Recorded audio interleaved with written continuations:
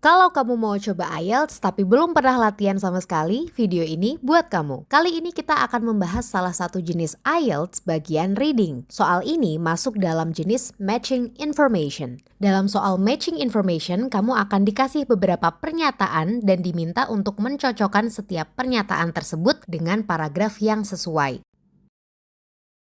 Tipsnya, baca pernyataan dengan teliti. Pastiin kamu benar-benar paham maksud setiap soal. Scanning, cari tahu kata kunci dan frasa setiap pernyataan untuk menentukan lokasi informasi dalam bacaan. Tipsnya, mencari kata kunci dalam soal adalah saat mencari kata kunci jangan cuma mengandalkan kata yang persis sama dengan pernyataan yang ada di pernyataan soal. Kamu harus siap dengan mencari sinonim atau parafrase dari kata-kata tersebut. Kenapa ini penting? Karena kadang-kadang kata atau frasa soal itu tidak akan muncul persis sama di teks bacaan. Penulis bisa menggunakan kata yang mirip artinya, sinonim, atau mengungkapkannya dengan cara berbeda atau parafrase. Jadi, penting untuk kita bisa mengenali berbagai bentuk kata yang artinya sama. Bandingkan dengan cermat. Setelah menemukan informasi yang relevan, bandingkan pernyataan dengan informasi yang ada dalam teks. Dengan hati-hati. Ingat ya, jangan asumsi. Jangan buat asumsi atau menggunakan pengetahuan di luar teks untuk menjawab soal. Hanya gunakan informasi yang ada di dalam teks aja. Yuk, coba kita latihan.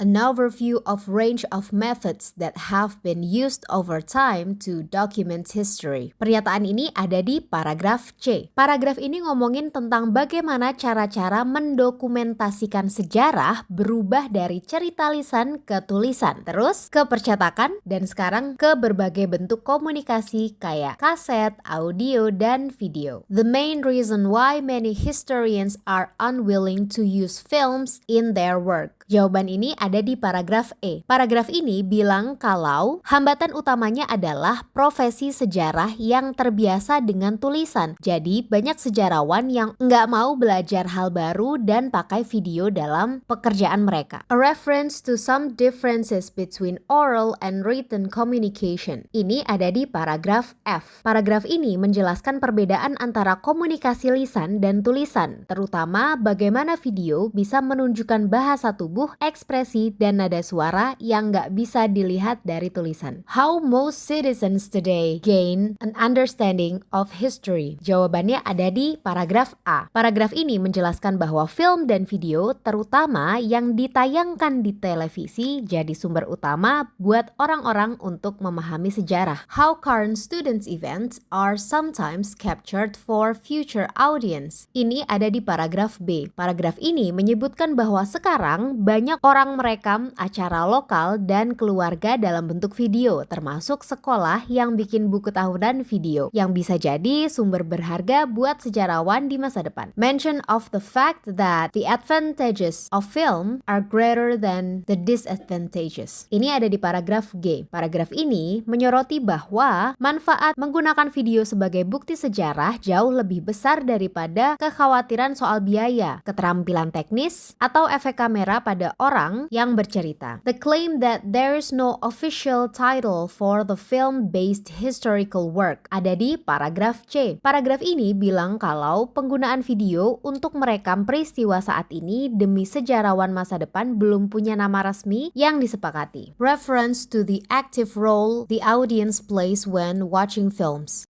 ada di paragraf F. Paragraf ini menjelaskan bahwa video bikin narator memberikan sebagian kontrol ke penonton sehingga penonton jadi lebih aktif dalam menafsirkan dan memahami sejarah. A list of requirements that historians sees as obstacles to their use of film to record history ada di paragraf E. Paragraf ini menyebutkan bahwa sejarawan menolak pelatihan, institusi, motivasi, dan struktur profesional yang diperlukan untuk menggunakan video secara efektif, serta keharusan untuk belajar keterampilan baru yang rumit. So, now you know. Next kita bahas apa lagi ya? Yuk, tulis pendapat kamu di komen.